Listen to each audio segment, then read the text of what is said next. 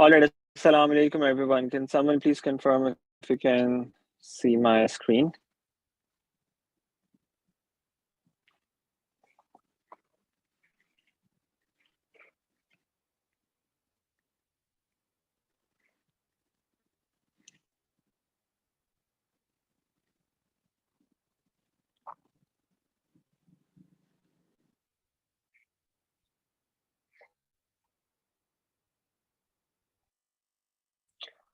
All right, good.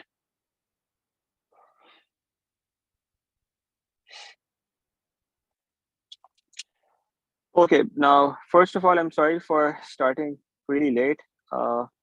I'm thinking to go back to our earlier time slot from hopefully next week onward. Maghrib is already uh, happening around 5:50 these days. Next week, I think it's going to be around 6. So what I can do is I can start my paper one class uh, maybe around 4 p.m. and then have the stats class before Maghrib as well. And then we could start paper three right after Maghrib. It could be, sometime around 6:30. Sorry, did I say start? I could start the paper three class around 6:30, 6:35, hopefully from next week onward. Okay. Right now, Maghrib is around 5:55. So what happens is I start my S1 class after that, and then that takes time. So the P3 class is going forward and forward because of that. But by next week, I think I can move my S1 class before to a time before Maghrib, and then we could start P3 earlier, hopefully by around 6:30, inshallah. Okay, 6:30, 6:35. That was the time that we started from initially. We'll gradually move back to that time, hopefully from next week, at some point next week, inshallah. All right, so that's the plan. Now, let me just start this other session as well here.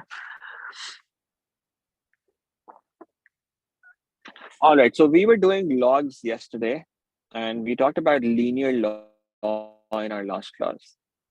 Okay. Now, today we are going to do a couple of more practice questions on this, and then we'll also learn how to draw graphs of log functions and exponential functions, right? So those are the two things that we are going to be doing today. We will be doing a couple of more practice questions on linear law because we did not do many yesterday. And then we will learn how to draw graphs of e power something or ln of something, right? So that's the second thing that's going to come.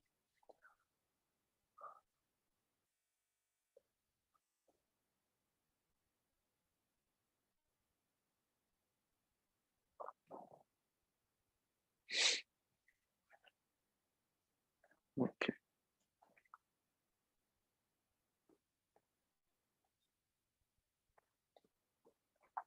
All right, let's start with this then. So we were doing linear law. Remember what linear law is? We try to convert whatever function we're given to a form like this: y equals mx plus c. They will always tell us what they want on the vertical axis and what they want on the horizontal axis. That will always be given. So they often use terminology like this: y against x. So whatever is written again before y, that means that is what is supposed to be on the vertical axis, and whatever is after against, that is supposed to be what is on the horizontal axis. So the subject of the equation that you make has to be this thing that comes before the word against.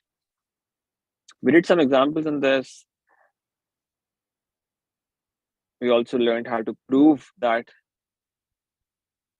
something can be written in a straight line form. That's what we did, and we did one practice question from the worksheet as well. Now let's do a couple more before we move on to the graphs thing. Okay, so this is paper 3, logs, worksheet.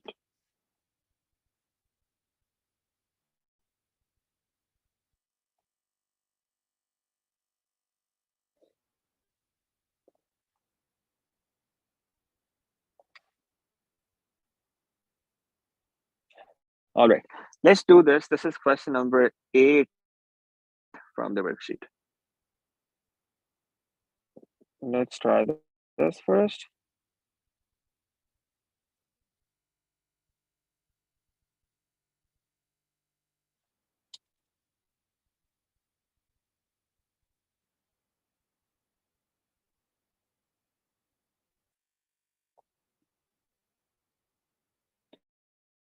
All right, question number 8 from the worksheet. It says the variables x and y satisfy the equation x raised to power n times y equals c, where n and c are constants. When x equals 1.1, y equals 5.2, and when x equals 3.2, y equals 1.05. So you're given a point here. You're given 2 points here, in fact. In the first part, it says find the values of n and c. Now, what is the equation that we're given? The equation is x power n, y equals c. Now, what can we do here? We could start by taking log on both sides. What we're looking for is the values of n and c, okay? One idea is actually to just input these values directly in the function. That's also possible. Just input x equals 1.1 here and y equals 5.2 here. You get one equation in x and y, in n and c, and then you could input these two values of x and y in this equation. That will give you another equation in terms of n and c. You'll have two equations, two unknowns. You can solve them simultaneously to find the values of n and c. That's one idea. But then in the second part, you see what you're asked to do. You're asked to explain why the graph of L and Y against L and X is a straight line. Now for that, you will have to do all of that process in which you're converting to mx plus c form, right? So you'll have to do that that whole thing anyway. So what you can do is you can just convert to this form in the first part as well. Okay. So rather than having to do all of that work in the second part, in any case, you can just do the first part using that method as well, so that the second part becomes easier after that. Okay. So what we do is we start by converting this to a straight line form. How does that work now? We could take log on both sides. Let's do that. ln of x raised to power ny, that equals ln of c. Now on the left side, we could apply the multiplication law and break it down like this: ln x raised to power n plus ln of y. On the other side, you've got ln of c. Now make ln y the subject. Take everything else to the other side. So that becomes minus ln x raised to power n plus ln of c. N comes down here, and it becomes minus n into ln x plus ln of c. And now this is the straight line form. And the straight line form is such that in place of y, you've got ln y. And in place of x, you've got ln x. So the gradient is going to be minus n. And the intercept is going to be ln of c. That's the intercept, vertical intercept. All right. So this is what we have figured out until this point. Now we are given 2 points. What are those 2 points? Let me write those down here. 1.10 and 5.20. That's 1 point. Remember, these are values for x and y. Similarly, we got another point. That point is 3.20 and 1.05. And these are values of x and y.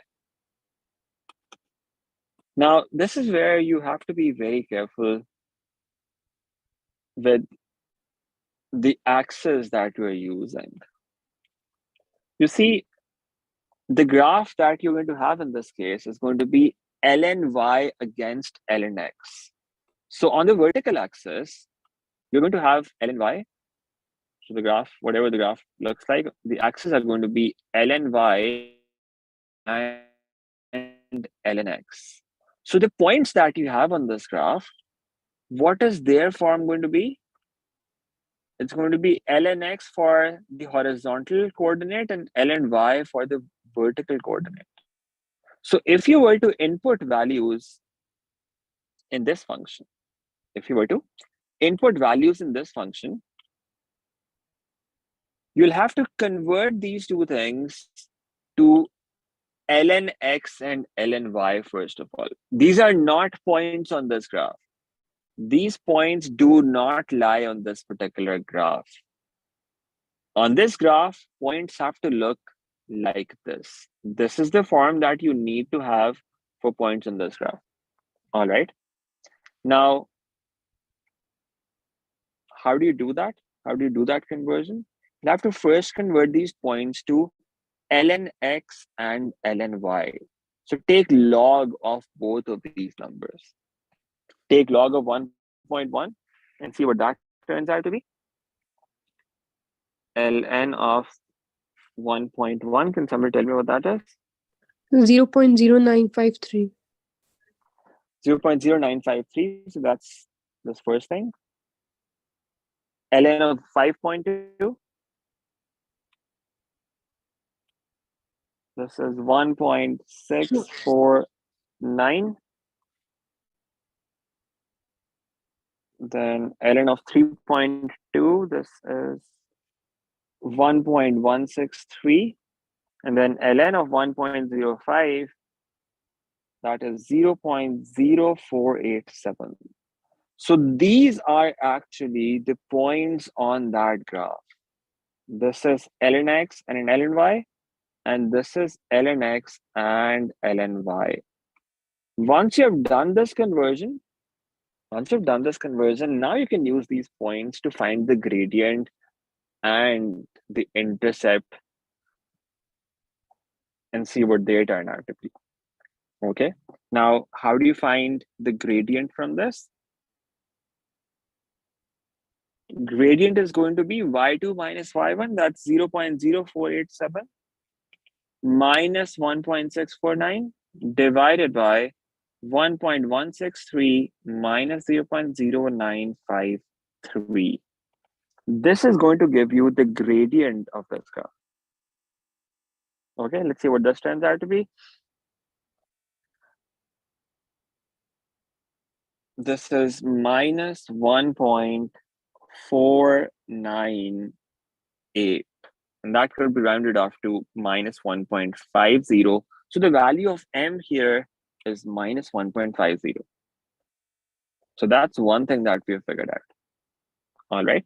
Now let's write that down. We know that the value of n there should be, so since gradient, which is m, is equal to minus 1.50, if you compare the two, m is equal to minus n. So you put this equal to minus n. What does this give you now? N equals 1.50. That is one value that you had to figure out. Once you figured this out, the rest is relatively easier because now you've got ln y equals minus n. You know the value of n now. That was minus 1.50 times ln x plus ln of c. And now you can input any of these 2 points here in place of ln y and ln x. So you've got 1 point here, for instance, in which you've got these values. In place of ln y, you could input 1.649. On the other side, you've got ln x. In place of ln x, you could input 0.0953. And then you can solve this equation to find the value of c from this. All right, what do we get from this? This is going to give us 1.79 for ln of c, and then you can find the value of c by taking, or you have to write it the other way around first. ln c equals 1.79. Remember, the base of ln is e. That goes to the other side and becomes the base of 1.79. So that's e raised to power 1.79. And c turns out to be equal to pretty close to 6. You can say that's 6.0. So you have the value of n and you have the value of c from this. Does that make sense to everyone?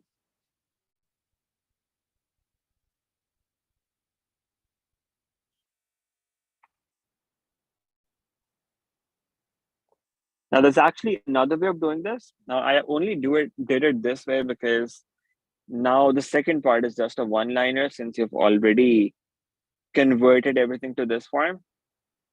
But if you think that's too complicated, this method, another possibility could be to just input values directly. That's also possible. The equation is x raised to power n times y equals c. The points that you're given are 1.1 and 5.2. That's 1.1.1 and 5.2. And the second one is 3.2 and 1.05. So if you did not have the second part, you could actually just do it directly. And that might be easier than the first method that we did. Just input these values. These are values for x and y, right? Now, if you don't convert it to that straight line form, you can just input those values of x and y directly into this. Now, one value of x is 1.1. Let's input that. That gives us 1.1 raised to power n into 5.2. And this equals c. This is one equation. The other equation is 3.2 raised to power n whole multiplied by 1.05. And that equals c. We got these two equations. And I just solved these two equations simultaneously. Both have c on one side. So you could say just equate both of them. Right? So that gives you 1.1 whole raised to power n into 5.2. That equals 3.2 raised to power n into 1.05. Take the n terms, take the terms that have n in them to the same side. That's 1.1 raised to power n divided by 3.2 raised to power n. On the other side, you have 1.05 divided by 5.2. And now you could say, since the power on both the numerator and the denominator is n, you could write it like this: 1.1 over 3.2 whole raised to power n. That equals 1.05 over 5.2. Now, if you want, you could convert it into decimals, and that's going to be okay. If you were to do that, on the left side, you have 1.1 over 3.2. That gives us 0.3437 raised to power n. On the other side, 1.05 over 5.2. That gives us 0.2019. All right, now just take log on both sides. ln of 0.3437 raised to power n equals ln of 0.2019. The power comes down there, and it becomes n ln of 0.3437 equals ln of 0.2019. And you can get the value of n from this. This gets to the other side, gets divided. The value of n will turn out to be 1.498 from here as well. Right, that's what we got here, 1.498, which is 1.50 essentially. That's the value of n that we get. Now, once you have the value of n, put this back in any one of those two equations and find the corresponding value for c. C equals 1.1 raised to power n into 5.2. This is one equation. You could input the value of n in this. That gives you 1.1 raised to power 1.5. In fact, it's better to use the more accurate value, 1.498 into 5.2. Evaluate this and see what you get. You'll see that it also runs off to 6.0. Okay, that's the value of C that you have. This would be another way of doing this. I think this is easier.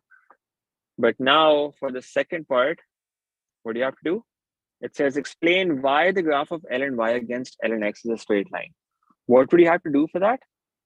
We'll just need to convert your equation to this form. So if you haven't done that in the first part, you'll do that in the second part then. Convert it to this form such that you have L and Y on the left side and L and X on the right side like this. And then you say, this is Y equals MX plus C form. This is important. You have to write it down. It's Y equals MX plus C form. That is why it's a straight line. Okay, you could also mention if you want, in place of Y, you've got L and Y, in place of X, you've got this, but that's not as important. You have to state this for sure, that it's Y equals MX plus C form. That is why it's a straight line, after converting it into this form first. All right, so that's the second part. If you've done this in the first part already, then this becomes easier. And now it's your choice, whichever method you would want to use in this case. All right. Any questions on this? No, sir. Okay, let's just quickly do one more question on this, and then we start graphs of exponential and log functions. Now, I'm taking one question from a recent paper. Wait, actually open the worksheet first of all. This was the worksheet. Paper 3, logs. Okay, remember I also told you to try this question. This is question number 3 from the worksheet. Now this question says, two variables quantities x and y related by the equation y equals ax power n. So there are two variables x and y, they are related like this. Y equals a into x raised to power n, where a and n are constants. The diagram shows the result of plotting L and Y against L and X for 4 pairs of values of X and Y. I use the diagram to estimate the values of A and N.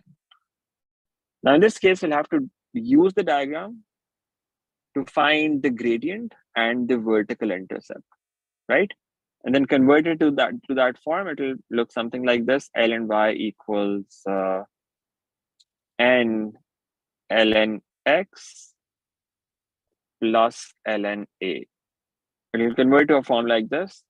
N will be the gradient and ln A will be the vertical intercept. And you'll find that gradient and vertical intercept from the diagram. Now, since they follow this form and it says that L and Y against L and X is a straight line, what you can do is you can draw a line through these points and you'll see that line will pass through all of these points. This line will pass through all of these points, okay? If you were to draw it using a ruler, this will pass through all of these points. You'll use this line to find the gradient, take any 2 points, and then this thing to find the y-intercept and find those values, right? This is one problem, one type of problem. So you have an equation given and you're told that x and y satisfy this equation.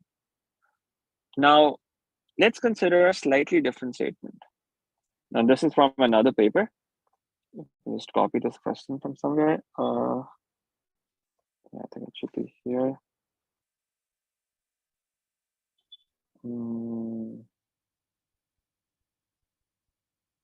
Yeah. So this is from October, November 17, paper 3.1. Let's try this one.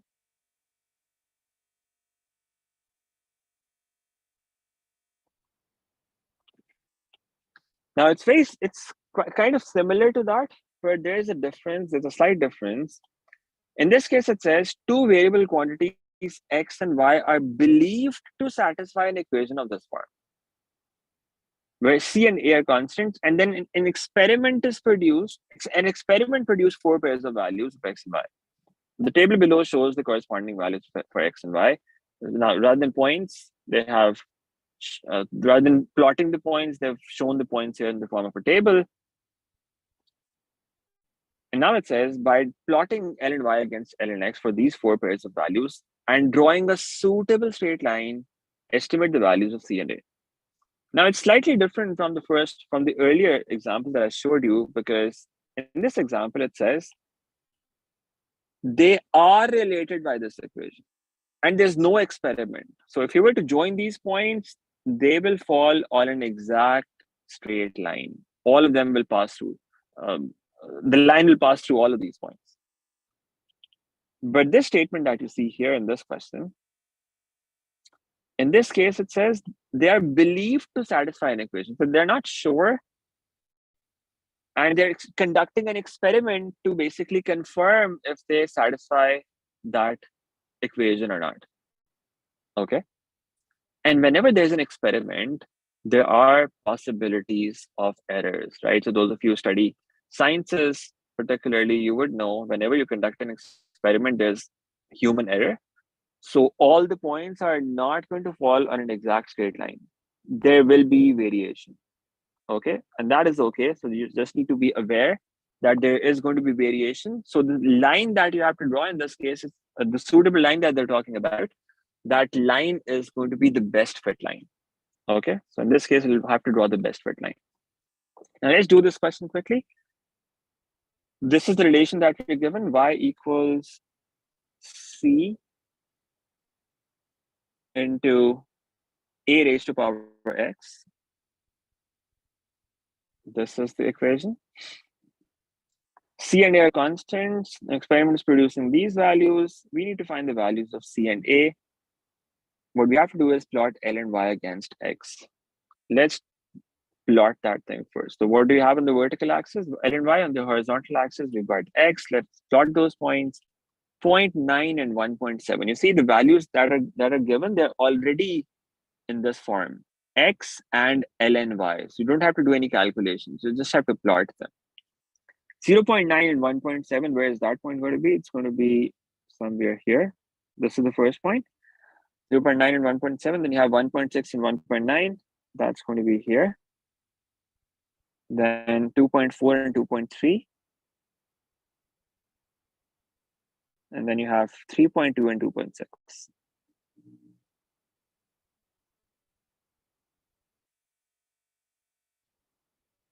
All right, these are the points that you have.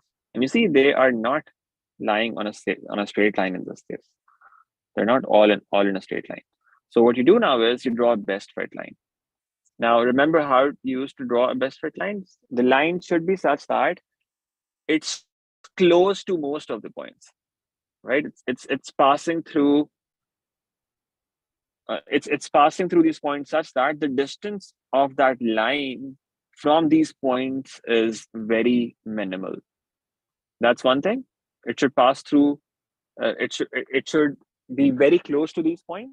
That's one thing. And the second thing is you should have roughly the same number of points above and below the line. It's not a very strict rule, number above and below the line. Okay. So now considering that, keeping that in mind, you could draw a best fit line here. Okay, so let me try.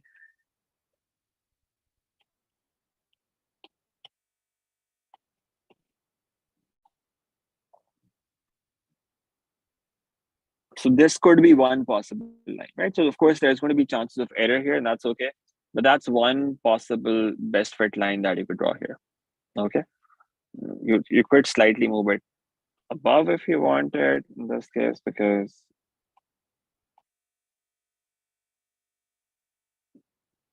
yeah. So now you have 2 points above the line, 2 below the line somewhat, and that's your best fit line. Okay, so this is one possible line that you could draw. Now you have to use this line to find the values of C and A. Now you know what you have on the vertical axis. On the vertical axis, you've got L and Y. So this is your, if I were to write that form, y equals mx plus c. Y equals mx plus c. This is the form that we need. In place of y, we need ln of y. In place of x, we need x. So we need to convert this equation to that form. How does that work? We take log on both sides. That gives us ln y equals ln of c into a raised to power x. Now we split it up and it becomes ln y equals ln of c plus ln of a raised to power x. Rearrange this and bring x down here. That's going to be x ln a plus ln of c. I could write it like this: ln y equals ln of a whole multiplied by x. So the coefficient of x is ln a plus ln of c. Compare it with the standard form, y equals mx plus c. You got x in place of x. That's what we wanted. Y in ln y in place of y. So what's the gradient of that line? Gradient of the line is ln of a, and the vertical intercept is ln of c. Now you find those two things from the graph, find the gradient. How do you find the gradient? You're not going to use the original points for finding the gradient. Keep that in mind. You cannot use the original points. You have to use points that lie on this line, all right? You have to use points on this line, not the original points, especially if they're not on the line, okay? Let's take 2 points on this best fit line. So you could take 2 points which are relatively easier to read. Let's say I take this point here. This is 3.9 and 2.9. So you should take points at a distance from each other as well. They should not be too close to each other. That's an important thing to remember. They should not be too close to each other. This is 1 point, 3.9 and 2.9. Take another point on the line. You could take this, for instance, or let's say this one. This point is 0.5 and 1.5. Now find the gradient. Read the y-intercept from here as well. What's the y-intercept? Vertical intercept, that is 0.3. Let's find the gradient of this line. Gradient is 2.9 minus 1.5 divided by 3.9 minus 0.5. What do we get from this? The gradient is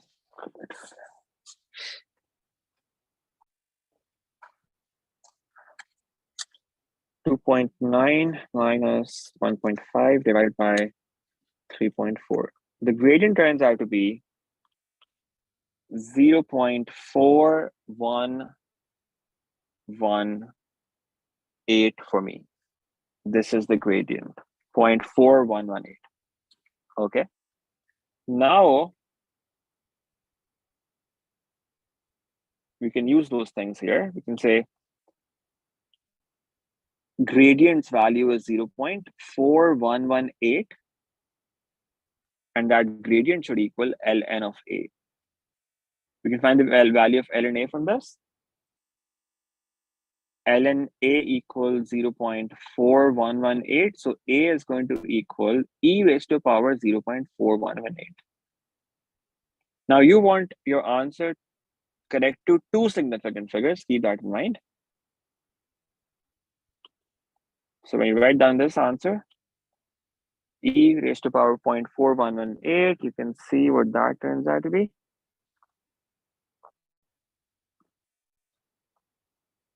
E raised to power 0.4118, that is 1.51. All right, that's the value of a. We wanted 2 significant figures. So this would become 1.5. Now, what about the vertical intercept? We know from the graph, the vertical intercept is 0.3.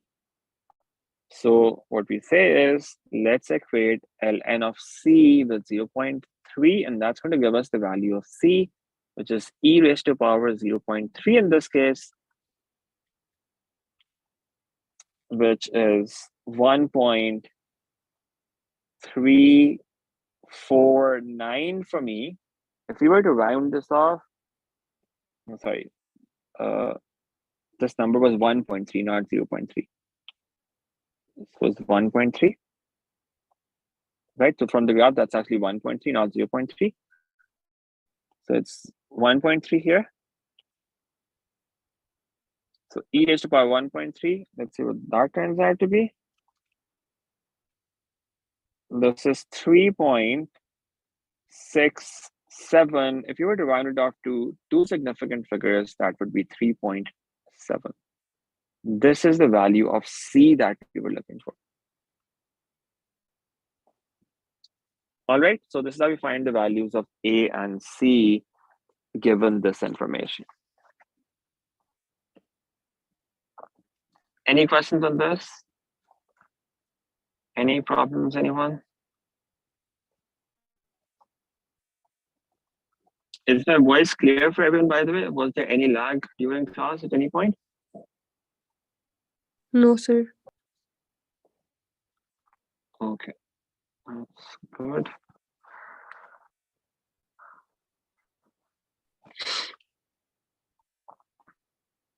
All right, just give me a minute, then we'll start the graphs thing, okay?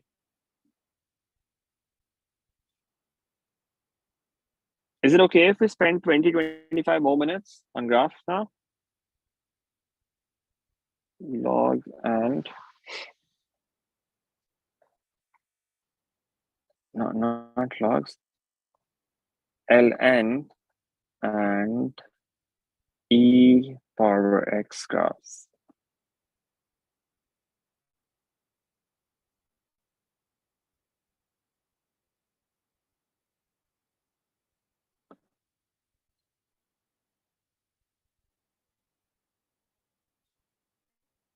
ln of x and e power x graphs. This is what we want to do next. Now, this topic is actually tested with iteration, right? So it's tested with iteration. But since it's relevant to logs, let's do it right now. So in this, we want to learn how to draw log function exponential functions. Now, keep one thing in mind, first of all. The graphs of these functions, so the shape of the graphs, you can just take points and try to draw that. I'll just tell you, first of all, if we have a graph like this, y equals e power x, you can take some points, plot them, you'll figure out the graph of this function looks something like this.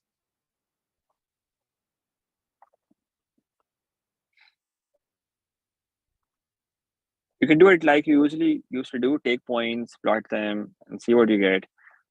The graph is going to turn out to be something like this. Okay, this is the graph of e power x function. Now, an important point on this graph is when the value of x is 0, because when the value of x is 0, the value of 1 here is going to be 1. The value of y here is going to be 1. So when you have the power equal to 0, the value of the function is 1. So this is an important point that you would show in this graph, and the rest of the graph would look like this. Okay, so that's the shape of this graph that you should keep in mind. Exponential function, it's increasing like this. It's increasing exponentially, right? That's why it's called an exponential function. It's basically increasing like this. That's one thing. That's the shape of this graph. And another graph is y equals ln of x. This graph looks something like this.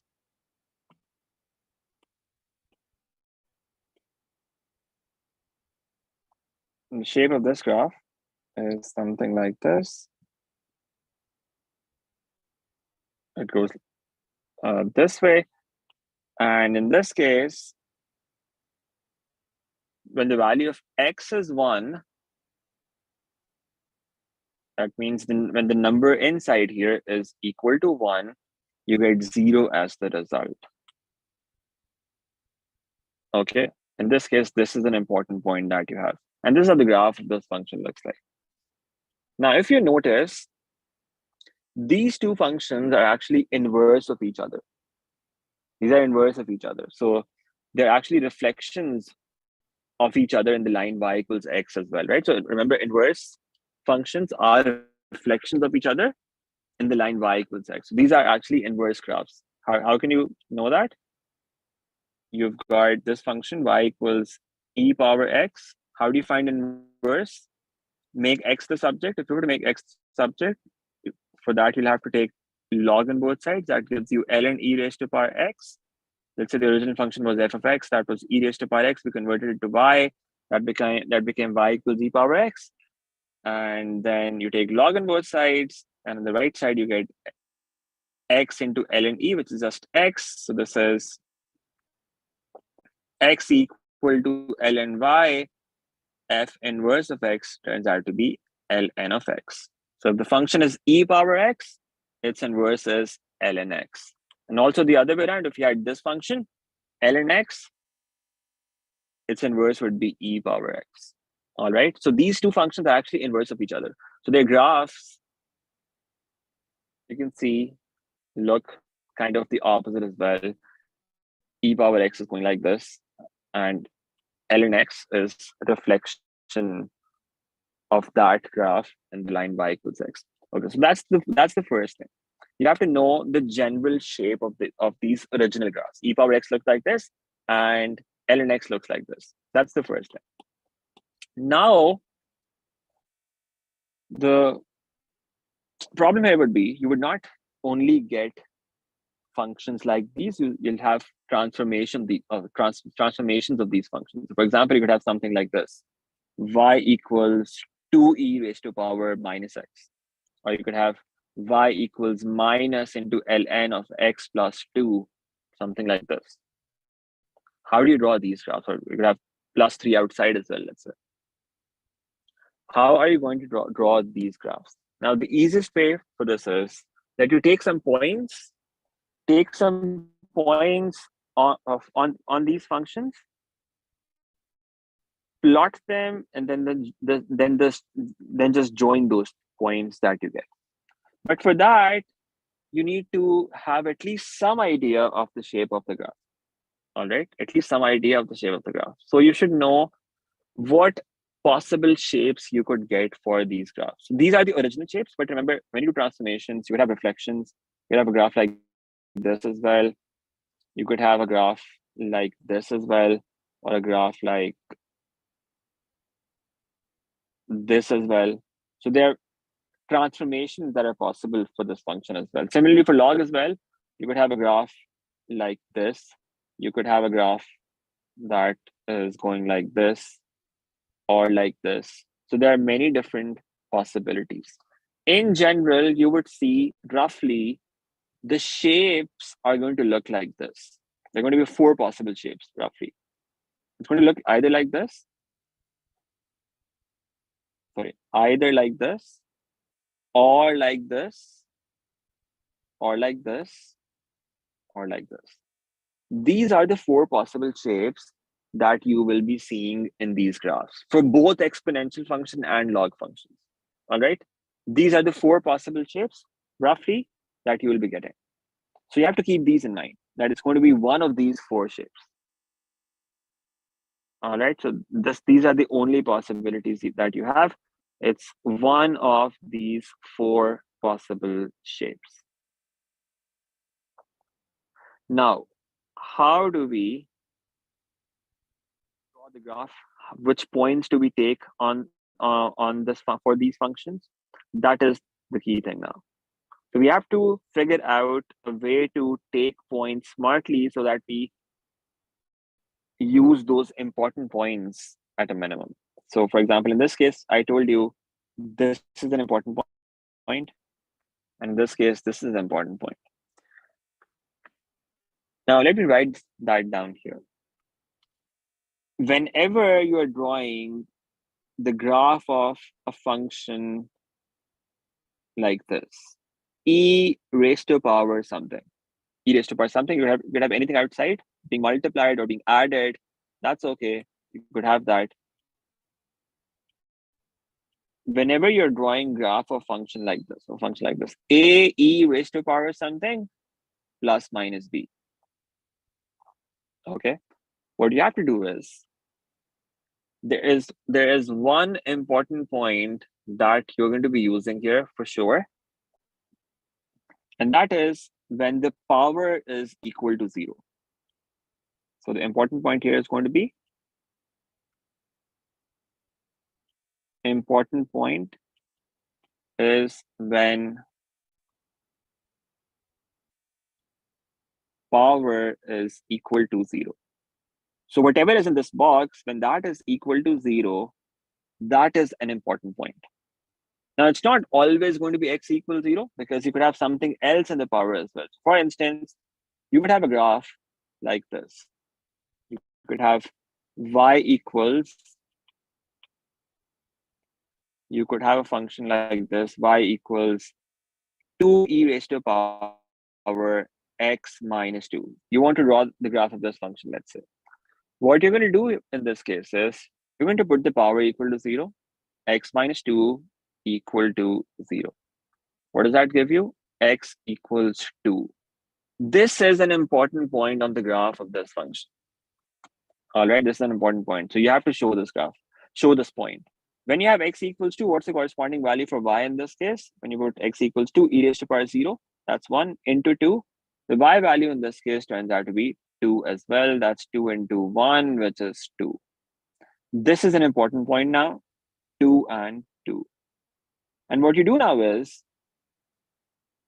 you take 1 point, in fact, 2 points on either side of this.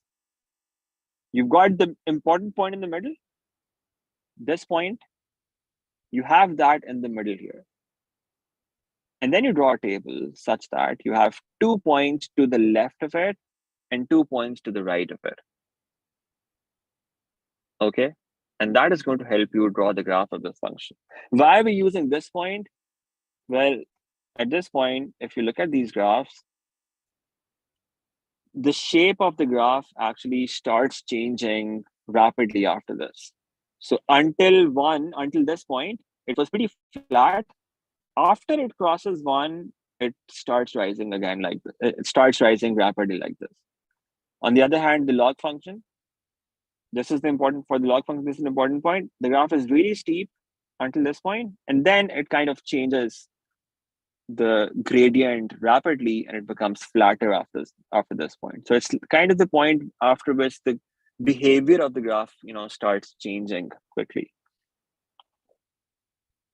All right, so for this, the point is where the power is going from negative side to positive side. Okay, and this is when the number inside is equal to is basically either less than 1 or greater than 1. We'll talk about that in a moment. For e power x, what we're doing is, for e power something, what we're doing is we're taking this as an important point. What point? When the power equals 0. Now, once you've taken this point, you take 1 point on either side of this. In fact, 2 points each on both sides. 2 points each on both sides. Take 1 point to the left, take 2 points to the left and 2 points to the right. Okay, so let's try, for instance, in this case, you could try, I don't know, -2. Let's try that. If I input -2 here, at -2, I get 2 into e raised to power -2, and that gives me 0.27. Okay. Sorry, when x is -2, the power should be -4. In fact, this should give me 0.04 instead. So it's a pretty small number, right? If I input 0 there, at 0, I get 0.27. And then at 2, I have 2. Let's take some points to the right as well. Let's say I take 4 here and 6 here. What do they give me? 2 e raised to power 4 -2. That's 2.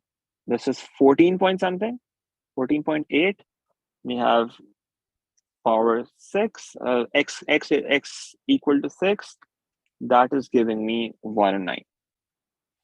Now, if you take this middle point and then 2 points on both sides, you're going to figure out what shape it's going to be. So you know there are 4 possible shapes. We saw that, we saw those shapes above. These are the 4 possible shapes. It's going to be one of these shapes roughly. Okay, so what you do is you plot these points. You have 2, 2.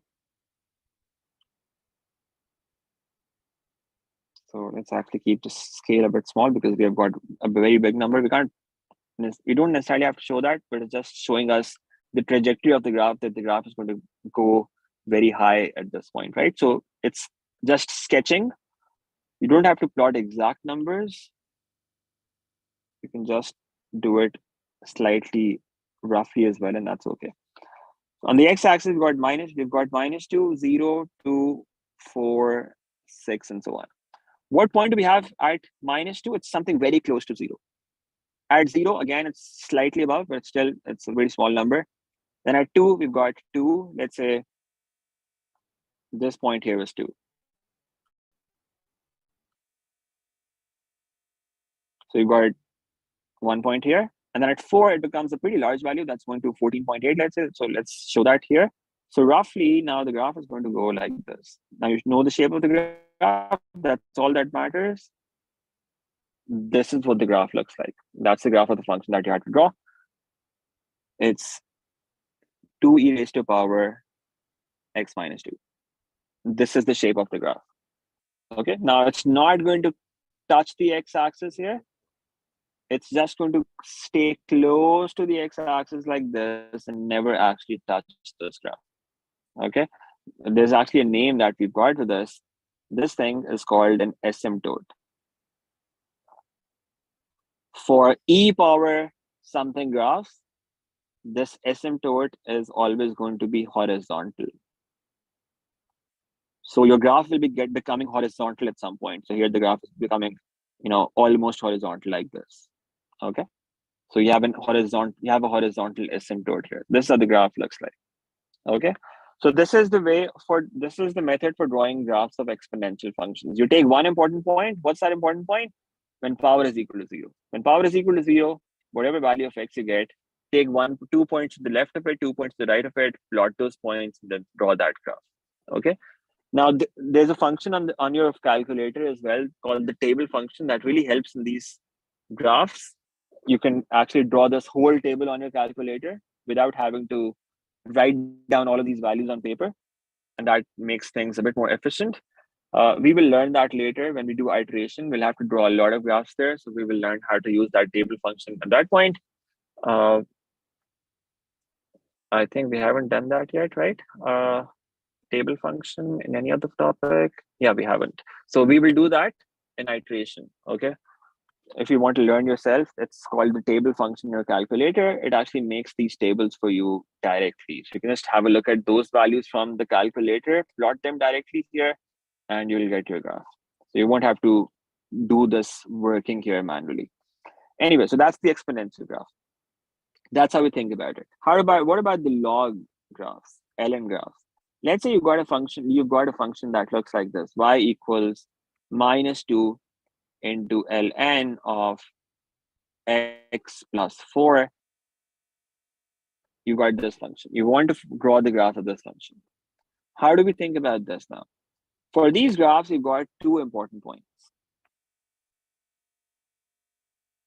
In fact, the important point is only one actually, but I'll show you. I'll tell you what the other thing means when I write that down. So it's ln of, let's draw a general form first actually. So let's say it's ln of something, a times some constant multiplied by ln of something, we don't know what that is, then plus minus something outside as well. So it could be anything of this form. The important point is going to be when this thing in the box, whatever that is equal to 1. That is the important point. Okay. And in this case, you will have a vertical asymptote. You see, this was the original log graph, ln x. It becomes vertical on this side. This y-axis here is the asymptote of this graph, with which the curve, keeps getting closer but never actually touches it. This is the vertical asymptote of this graph. ln graphs have vertical asymptotes. Exponential graphs, these have horizontal asymptotes.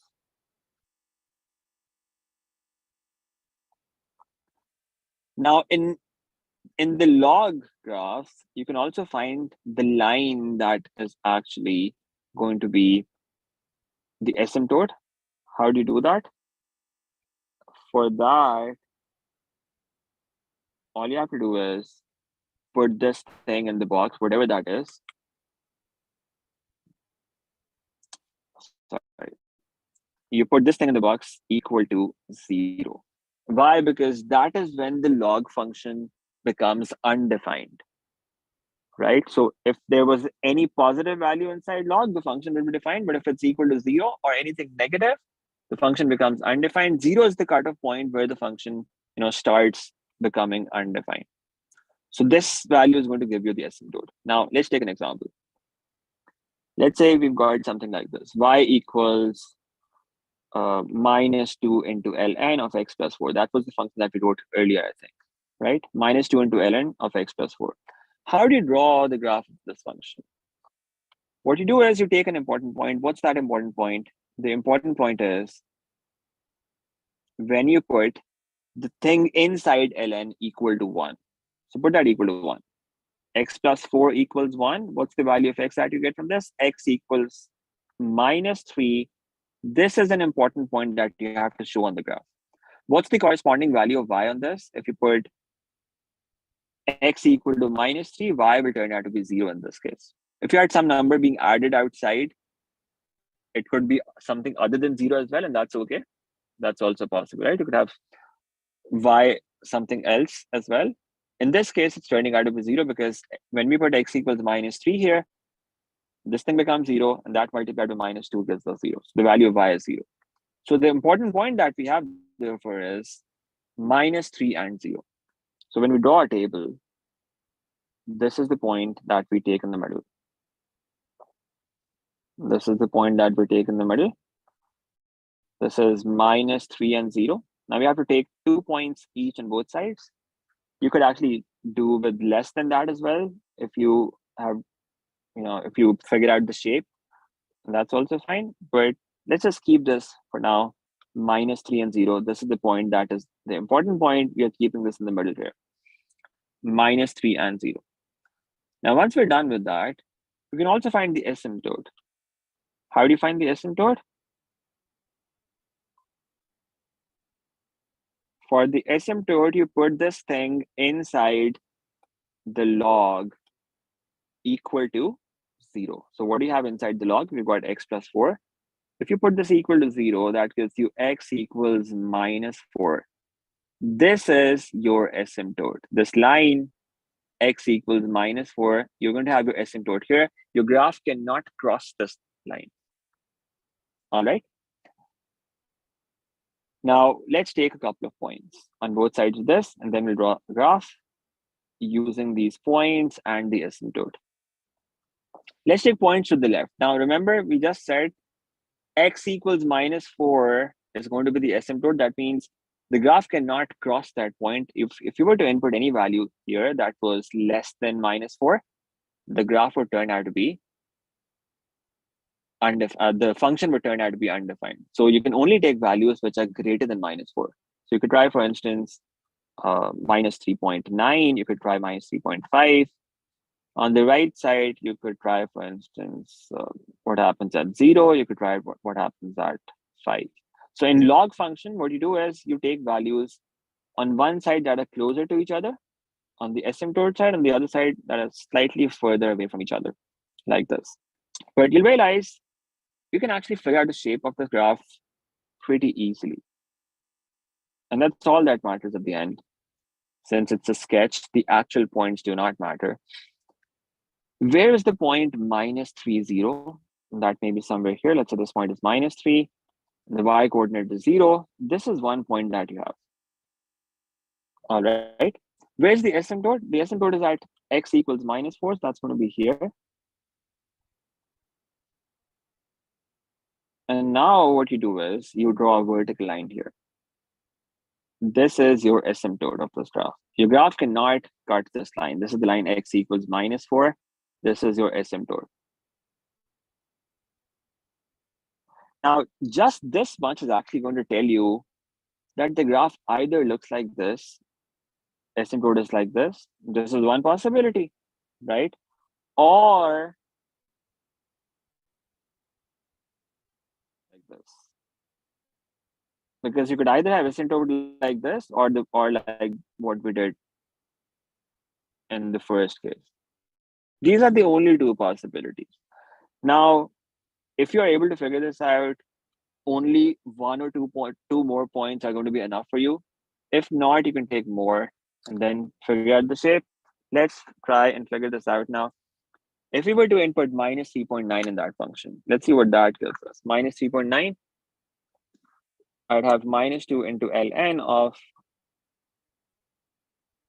1, and that is of minus 3.9 plus 4, and that gives me 4.6. So at minus 3.9, I'm getting 4.6. At minus 3.5, I'm getting 1.4. At 0, I'm getting minus 2.77. And at 5, I'm getting minus 4.4. You can see the shape of the graph now. So towards the left of 3, the points are 1.4, 4.6. So if I were to plot these here, let's say this is 2, this is 4. Minus 3.9 and 4.6, that's going to be somewhere here. Then minus 3.5 and 1.4, that may be somewhere here. So you can see how the graph looks like on this side. It's going to go upwards this way. Okay, something like this. And just by looking at that, you can actually figure out the shape of the graph on the right side as well, if you remember the possible shapes. Sorry, remember the possible shapes? It's one of these 4 possible shapes. Once you figured out what the left-hand side looks like, the part on the right should go like this, right? You could confirm that using those points as well. Just plot those points at 0. You got minus 2.77, so you could have 1 point here. And then at 5 may be somewhere here, let's say. You've got this point, which is minus 4.4, and that may be somewhere here. But you don't even need to have all of those points. Once you have this important point and the asymptote, the rest is going to be fairly easy to figure out. So this is how you draw the graph, the log functions graph. Now, 2 things that you need to remember. Important points. How do you find those important points? For exponential functions, you put the power equal to 0. That is how you get the important point in the exponential function, right? And for log functions, you get the important point when you put the part inside the log equal to 1. That is when you get the important point. When you put that equal to 0, you get the asymptote. All right. So just use those important points and the asymptotes, take a couple of points on either side, and just use the fact that the graph is going to be one of these 4 possible shapes, and you'll get your graph. Okay. I hope that makes sense. If you have any quick questions, let me know. Otherwise, that's it for today. That completes this topic as well. You have to remember this method when we reach iteration after a month and a half, inshallah, because this is going to be important at that point. We will be doing graphs questions with that topic. All right, because that's where it is actually tested. All right, so that's it. If you have any quick questions, let me know. Otherwise, that's it. I'll see you again tomorrow, inshallah.